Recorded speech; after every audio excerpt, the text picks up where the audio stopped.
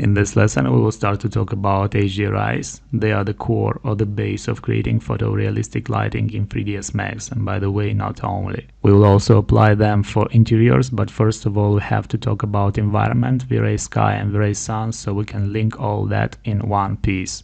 In the previous lesson, we started to talk about Vray dome light.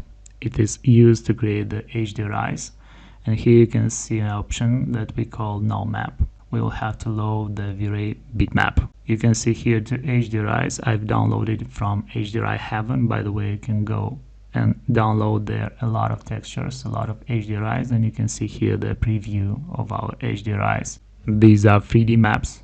Here you can see the 2D preview, but we texture with them the sphere around us. We talked about it in the previous lesson. So let's load our HDRI. You can see instantly the realistic lighting that we are getting from this HDRI.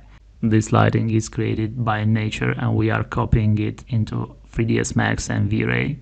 That's why this is the most realistic or advanced lighting that we can get in 3ds Max and Vray. You can see here the spherical option that we talked about in the previous lesson. If I'll switch it off, you can see that we got the lower part black. Some do use that if they want to get a hemisphere effect for their dome light. The log texture to icon.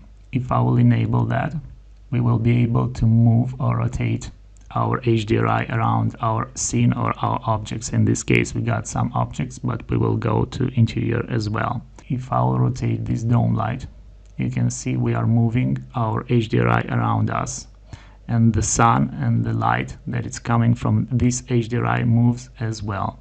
Let's try to switch to camera view so we can see how it impacts our render or our image directly. By the way, you can see we got the shadows from the sun. Well, not all the HDRIs got the sun, but in this case we have the sun. We will talk about that in the next lessons. So if I will rotate, of course on Z-axis, we are somehow rotating our Earth or the clouds and the sun and the sky around us. And in this case, this lighting, this realistic lighting changes. You can see by the shadows and the lighting that is changing around our objects. I would like to talk also about some additional features or functions of this Vray bitmap. In this case, we'll have to go to Material Editor and copy this Vray bitmap where we have loaded our HDRI, like an instance, of course. And here we can make some changes.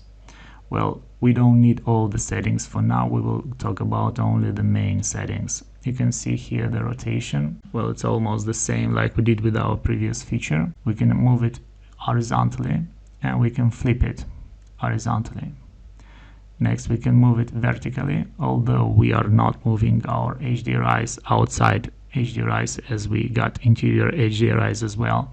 We are not moving them vertically, but you can do that, and we can flip it vertically. Of course, we will not do that. Next, we got the functions that play with the intensity or the increasing or decreasing this HDRI power.